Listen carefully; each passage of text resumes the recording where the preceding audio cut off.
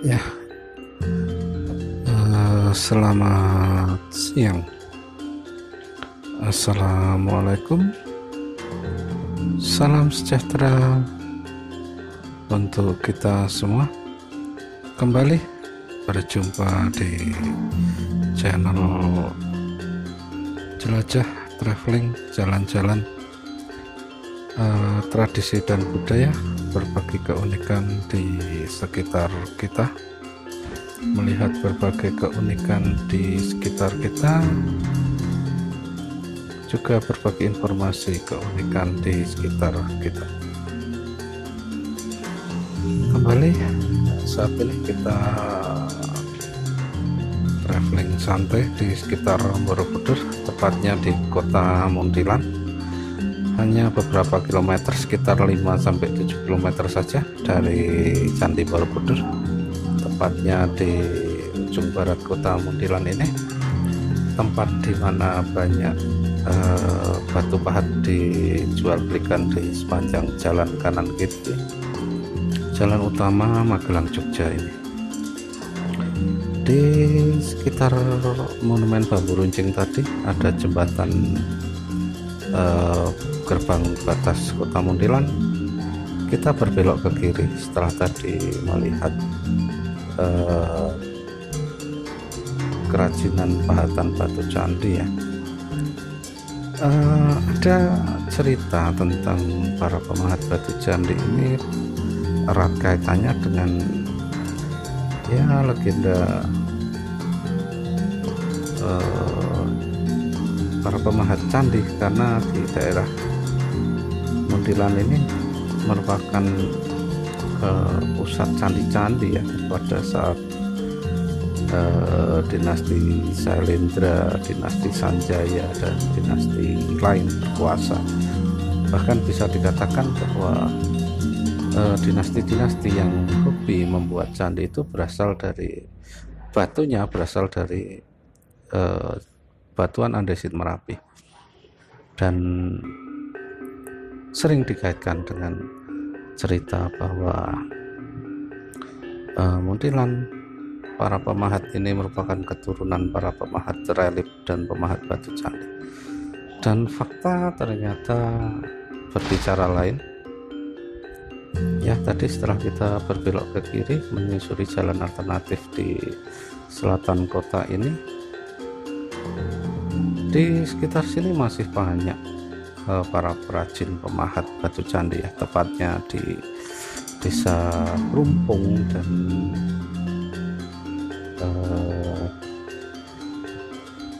desa Taman Agung. Nah, ini di daerah Taman Agung Muntilan. Jadi kerajinan batu candi itu tidak berkaitan dengan jejak peradaban candi-candi ya, karena pemahat candi dan relief itu benar-benar orang ahli yang ditunjuk raja penguasa untuk memahat dan membuat relief di candi-candi. Tetapi cerita para pemahat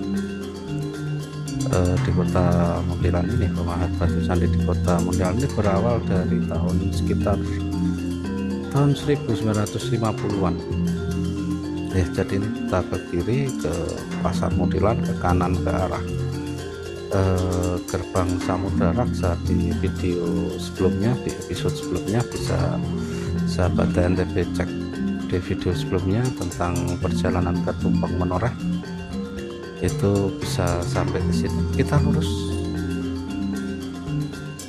ya. Jadi cerita para perajin itu berawal tahun 1950-an ya, saat pemugaran Candi Borobudur oleh arkeolog dari Belanda, Theodor van Abt ya kalau tidak salah. Karena batu-batu yang digunakan untuk menambal sulam Candi Borobudur itu diambil dari Merapi dan transit di sekitaran tadi Perumpung Taman Agung tadi, sehingga hanya warga yang diajari untuk memahat dan belajar memahat, karena batu yang dipahat akan digunakan untuk mengganti kerusakan di Candi Borobudur saat itu ya, sekitar tahun 50-an. Kemudian setelah Borobudur selesai dipugar pertama tahun 50-an itu ada orang Muntilan Plumpung itu yang kemudian menekuni belajar lagi tentang pahat-pahat itu, yaitu Salim Joyo Prawiro ya. Kemudian memahami belajar lagi tentang pahatan batu candi dan membuat batu-batu pahat candi lainnya yang kemudian dijual dan laku. Nah, kemudian diteruskan oleh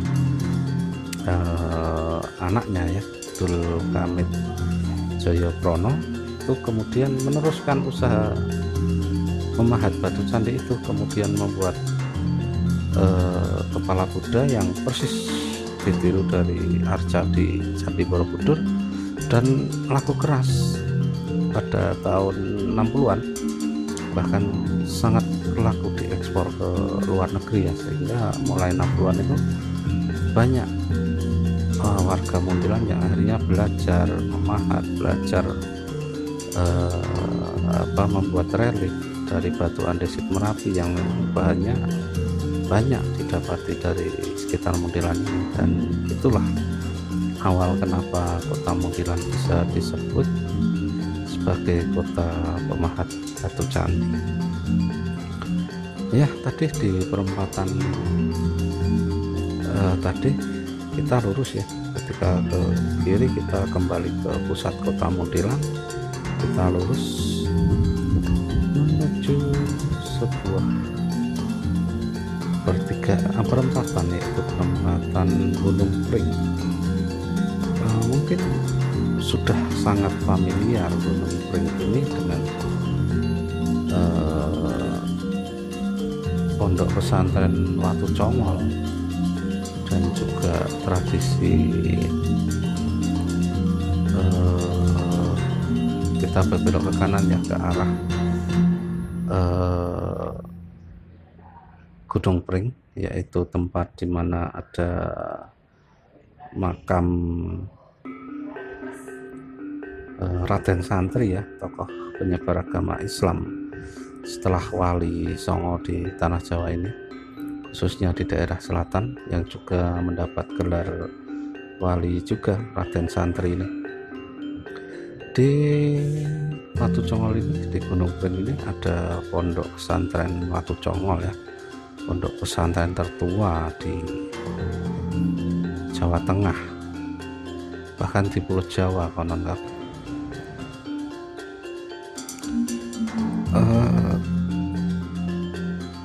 Pondok pesantren ini didirikan oleh Kiai Nahrawi Dalhar ya, yang mana beliau merupakan santri dari Raden Santri ya, penyebar agama Islam tadi di sekitar Muntilan ini, di sekitar abad ke-16. Raden Santri sendiri sebenarnya adalah Sutowijoyo, adik dari Ki Ageng Panembahan ya, raja pertama Mataram Islam di Jogja. Dan ini erat kaitannya dengan cerita-cerita Mataram, baik Mataram kuno, Mataram Islam. Berawal di sekitar Muntilan ternyata. Ki Ageng Panembahan menjadi raja di Alas Mentawak Yogyakarta. Jadi ini terkait cerita tentang Joko Tingkir ya, Joko Tingkir yang berkuasa di Pajang Solo ya waktu itu ya. Kemudian Joko Tingkir meninggal karena sakit. Kemudian ada perebutan tahta kekuasaan di kerajaan Pajang, yaitu antara Arya Penggiri, yaitu menantu Joko Tingkir yang dari Demak, dari Kudus ya. Kemudian dengan putra Joko Tingkir, yaitu Pangeran Benowo atau Prabu Wijaya. Nah, karena kekuasaan berpindah ke menantu, maka anak Joko Tingkir, Prabu Wijaya, meminta bantuan Ki Ageng Panembahan dan Sutawijaya untuk menyerang, dan akhirnya berhasil. Kemudian Arya Penggiri diberi ampunan dan dipulangkan ke Kudus. Kemudian Pangeran Benowo atau Prabu Wijaya bertahta di Pajang di Solo. Kemudian karena sudah dibantu oleh Sutawijaya dan Ki Ageng Panembahan, diberi tanah di Alas Mentawai, yaitu Yogyakarta, cikal bakal keraton kota gede ya, sebagai imbalan jasa sudah membantu.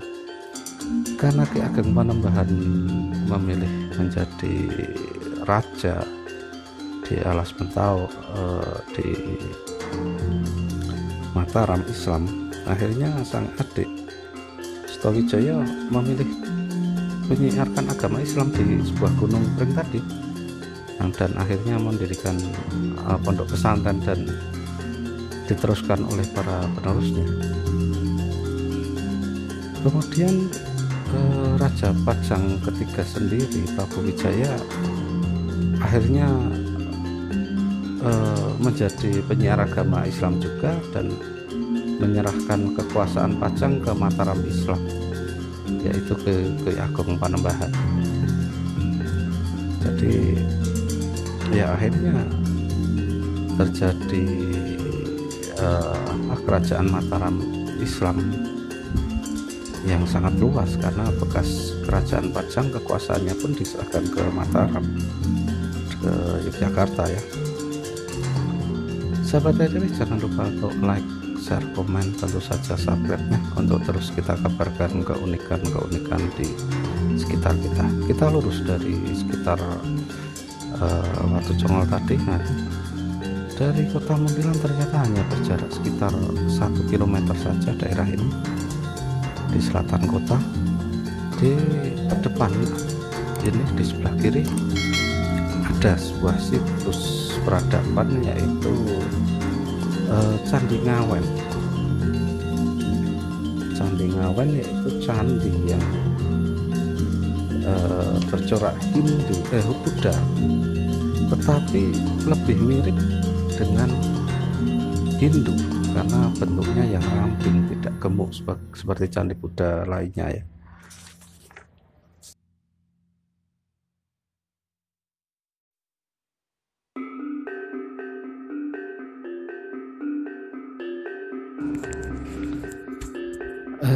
Candi Ngawen sendiri berada di Desa Gunung Pring, Kecamatan Muntilan, ya, tidak jauh dari kota Muntilan, di selatan kota Muntilan. Candi Ngawen ini sangat unik, benar-benar unik, bahkan hanya satu di Jawa. Jadi candi ini candi Buddha, tetapi mirip sekali dengan candi Hindu karena ramping, dan raja yang membangunnya belum ada data pasti, tetapi ini dibangun pada saat dinasti Sailendra berkuasa. Tetapi ada fakta juga bahwa Candi Ngawen ini dibangun oleh dua keturunan raja ya, yaitu Raja Samarapungga dari dinasti Sailendra dan Dyasiradu dari dinasti Sanjaya, sehingga candi Buddha yang mirip dengan candi Hindu. Dan ini yang membuat lebih unik, ada patung singa jantan di keempat sisi kaki-kakinya, dimana kita tahu bahwa patung singa ini candi yang mempunyai singa ini hanya berada di India, bukan di Jawa atau di Nusantara, tetapi ini ada gitu. Jadi sangat misterius keberadaan patung singa jantan ini. Bahkan patung singa jantan ini sangat mirip sekali dengan simbol negara Singapura. singa di Singapura, dan bahkan posisi berdirinya juga sama dengan patung singa yang di Singapura. Kemudian mulutnya yang mengeluarkan air dahulunya juga sama. Singa di keempat sudut ini mengeluarkan air sebagai air untuk aliran pertanian, di mana air yang sudah keluar dari mulut singa ini dipercaya membawa banyak berkah. Ya, itu gambaran Candi Ngawen. Kita lanjut menuju ke sebuah situs lagi tidak jauh dari sini, masih di dekat-dekat sini sekitar 1 kilo, ke Candi Gunung Sari. Kembali cerita tentang Candi Ngawen tadi, ada kesamaan antara Candi Mendut dan Candi Pawon, di mana sudah kita bahas di episode sebelumnya, yaitu di Borobudur Haram, 20 tempat melihat keeksotisan Candi Borobudur di episode sebelumnya. Bisa sahabat TNTB review kembali di episode sebelumnya. Kemiripan yang dimiliki oleh Candi Ngawen dengan Candi Pawon terletak pada reliefnya, di mana ada burung kinara-kinari yang mengapit pohon kalpataru, dan itu benar-benar sama persis dengan relief yang ada di Candi Pawon. Kinara-kinari adalah burung kayangan, ya, dimana setengah burung dan setengah manusia. Kemudian ada pohon kalpataru yang mana juga pohon kayangan yang memberikan kedamaian, di tengahnya diapit kedua burung, sama persis dengan candi yang di Pawon. Kemudian untuk lokasinya, di mana Candi Ngawen berdiri, sama dengan lokasi yang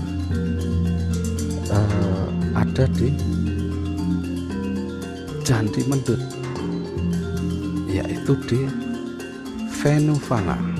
Dalam bahasa Sangkerta yaitu berarti hutan bambu. Jadi Candi Mendut dan Candi Ngawen sama-sama berada di tengah hutan bambu saat pendiriannya, dimana kita tahu di Candi Mendut merupakan candi yang merupakan taman dari dinasti Sailendra, dan ini sama berada di hutan bambu. Tetapi karena ini merupakan candi peralihan yang didirikan oleh dua raja beda agama, jadi ya masih misterius untuk apa keberadaannya dan tujuannya didirikan candi yang candi Buddha yang mirip dengan candi Hindu ini.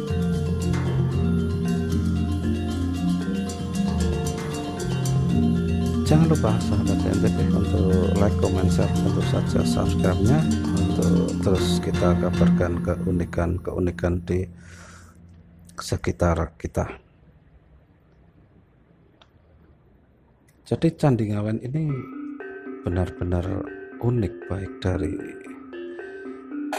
desain, bentuk, tujuan, dan sebagainya. Candi eksotik ini jarang sekali dikunjungi meskipun tidak jauh dari Jalan Raya Magelang Jogja dari Muntilan. Dan ini juga masih candi di abad ke-8, sehingga jejak peradaban memang banyak sekali di daerah Muntilan ini. Di depan masih ada Candi Gunung Sari dan Candi Gunung Wukir. Candi Gunung Wukir, di mana di situ ada prasasti tentang Rakai Mataram, yaitu penguasa setelah kerajaan Buddha, setelah kerajaan Hindu, ya, kerajaan Buddha, Rakai Pikatan, Rakai Mataram, yang mana juga merupakan cikal bakal dari Mataram di tanah Jawa. Seperti yang kita sebutkan tadi di awal, bahwa Mataram ternyata bermula di sekitar Muntilan, karena ya di situs Gunung Wukir tadi sang Raja Mataram kuno pertama berkuasa dan membangun candi. dan candinya adalah candi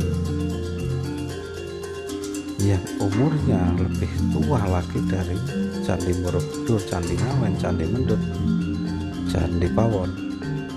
Jadi ada keunikan lain, kita susuri nanti di episode selanjutnya. Kita lanjut ke desa sebelah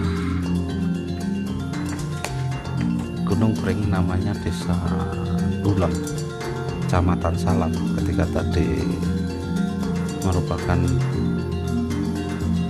Kecamatan Muntilan, kita sekarang berpindah ke Kecamatan Salam, masih di Muntilan ini,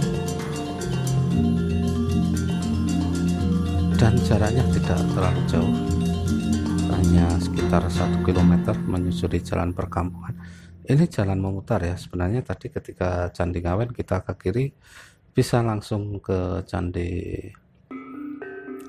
Gunung Sari, tetapi karena sambil menikmati keindahan desa di sekitar Muntilan ini, kita memutari beberapa desa.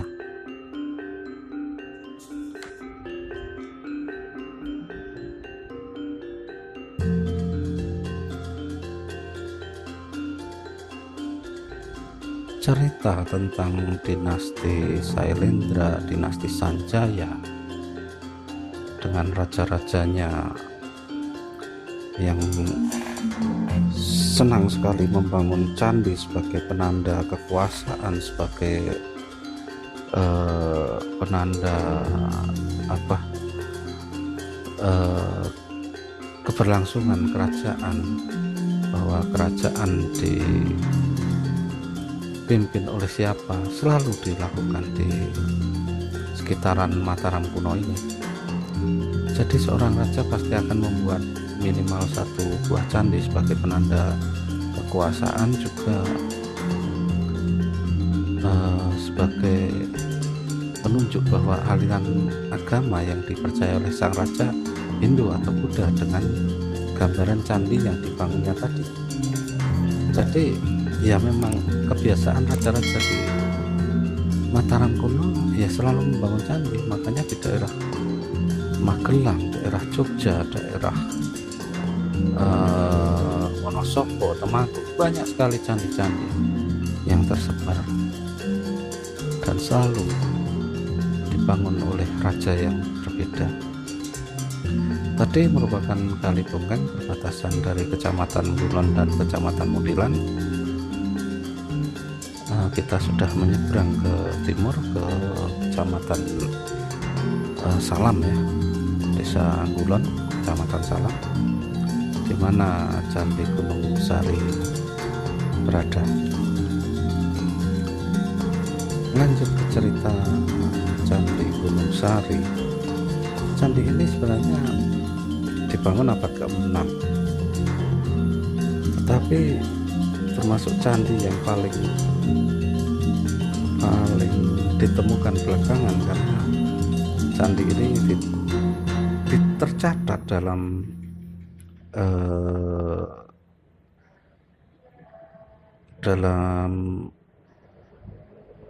buku zaman kolonial Belanda, tetapi terlupakan. Ada fakta bahwa Candi Gunung Sari sudah tercatat dalam arsip kolonial Belanda, tetapi terlupakan hingga tahun 96 ketika ada sebuah bukit yang akan digunakan untuk mendirikan tower seluler ya, karena saat itu zaman peralihan dari kabel ke digital, maka bukit-bukit banyak didirikan tower-tower seluler. Dan saat menggali untuk mendirikan tower seluler di Desa Ngulon ini, ditemukan candi di bukit di Desa Ngasem, sehingga ya dilakukan penggalian untuk mengungkap candi yang tersembunyi di bukit tersebut, di Bukit Gunung Sari, Desa Ngasem. Penelitian mengungkap bahwa Candi Gunung Sari didirikan pada saat zaman Kerajaan Medang.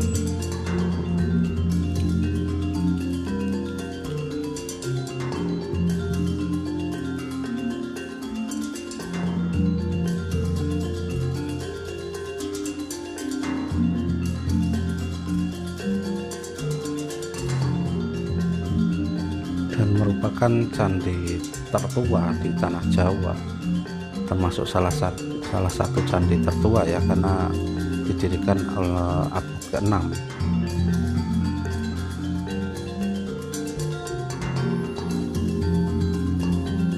Candi ini berada di atas bukit di depan ya, itu di depan itu adalah nampak dari Gunung Sarinya.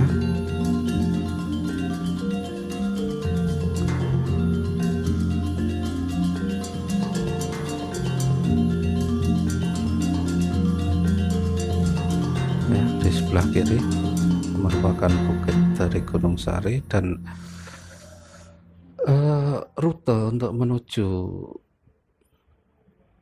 Candi Gunung Sari ini, jika kita dari Kota Muntilan di pertigaan lampu merah Gulon sebelum masuk Kota Muntilan, kita berbelok ke kiri, dan jalan ini jika arah sebaliknya sampai ke Jalan Raya Jogja Magelang di daerah Gulon sebelum masuk Kota Muntilan kalau dari arah Jogja ya.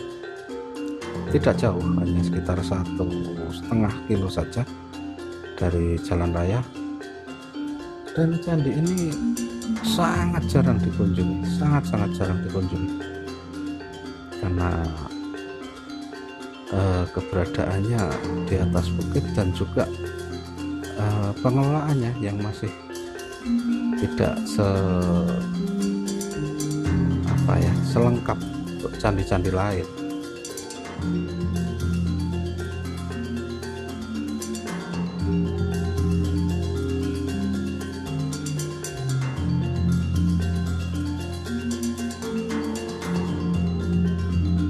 Padahal keberadaan candi ini sangat unik, sangat unik, dan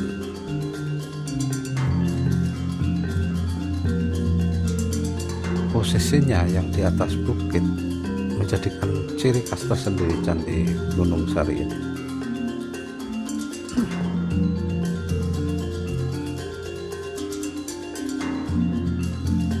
Keberadaan Candi Gunung Sari,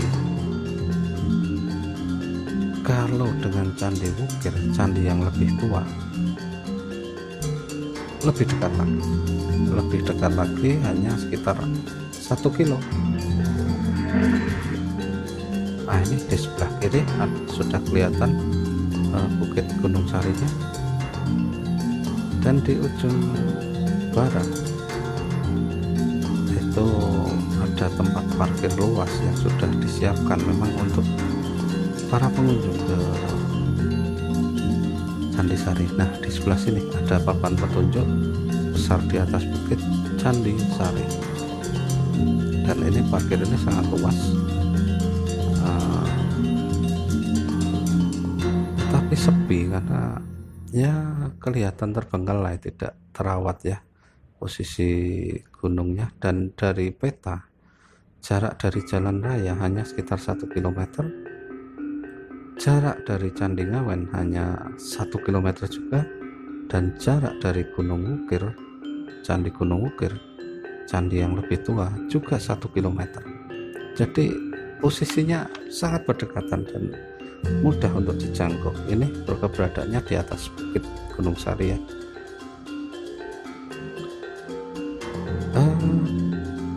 Keberadaan candi di atas bukit, jika kita ingin ke sana kita harus mendaki beberapa anak tangga,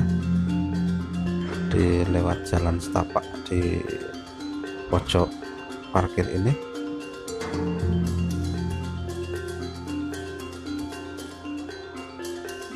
dan kita coba melihat mendekat ya ke atas, tetapi nampaknya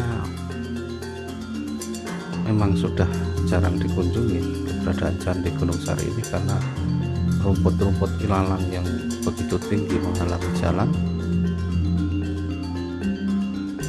dan juga posisinya yang berada di atas bukit.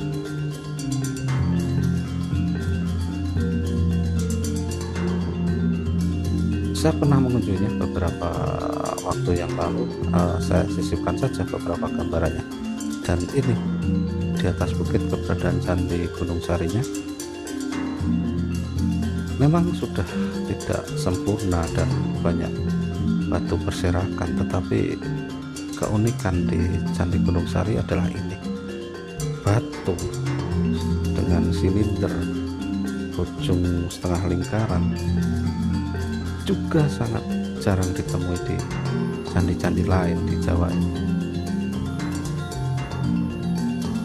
Banyak sekali batu-batu berbentuk setengah lingkaran silinder berongga dan seperti tabung, dan ini fungsinya adalah untuk menyimpan abu-abu jenazah setelah dikremasi. Dan kita ketahui bahwa kremasi merupakan sistem ajaran Hindu Siwa, dan candi ini sudah barang tentu merupakan candi Hindu Siwa. Dibangun di abad ke-6, lebih tua dari candi-candi yang dibangun oleh dinasti Sailendra, sehingga bisa dipastikan bahwa wilayah ini dulunya merupakan wilayah kekuasaan Hindu Siwa, wilayah Kalingga atau wilayah Sanjaya di utara di Pekalongan, yang pusatnya di Pekalongan. Tetapi karena dinasti Sailendra datang ke tanah Jawa dan membangun koloni dinasti Sailendra di sisi selatan, maka wilayah ini menjadi wilayah dari dinasti Sailendra, sehingga keberadaan candi dibiarkan begitu saja karena merupakan beda aliran.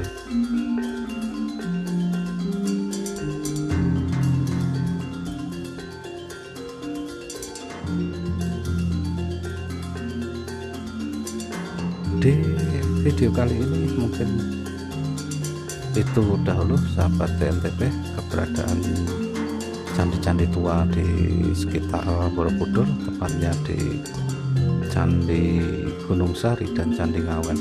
Di episode selanjutnya kita akan kunjungi, kita jelajahi, kita traveling santai ke Candi Gunung Wukir, di mana ditemukan situs prasasti tertua yang menyatakan sejarah keberadaan Mataram kuno terjadi di daerah ini, dengan Rakai Mataram sebagai raja yang membangun Candi Gunung Wukir.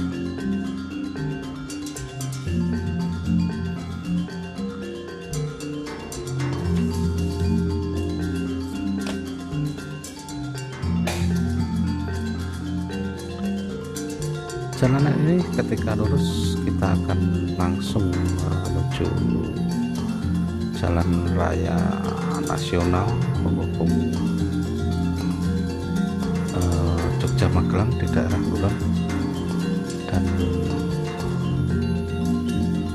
jarak dari Candi Gunung Sari ke jalan raya ini tidak lebih dari 1 km saja, sehingga sahabat NTB semua jika melewati Jogja Magelang via Muntilan bisa mengunjungi situs Candi Ngawen dan Candi Gunung Sari tadi, yang akan melengkapi kunjungan ke beberapa situs candi kecil seperti Candi Pawon, Candi Asu, Candi Sengi, juga Candi Mendut, dan di timur juga kemarin di arah perjalanan Magelang Selo juga sudah pernah kita kabarkan keunikannya, beberapa candi di lereng Sindoro dan Merbabu dan Merapi. Banyak sekali jejak peradaban di wilayah Magelang ini yang akan menambah khasanah ilmu tentang peradaban Mataram kuno dan Mataram Islam bermula di tanah Jawa ini. Ketika kita ke kanan, kita mengarah ke Jogja, dan ke kiri mengarah kembali ke kota Muntilan. Terima kasih telah menonton.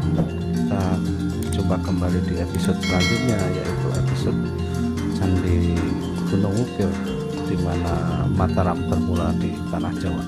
Terima kasih telah menonton dan selamat siang.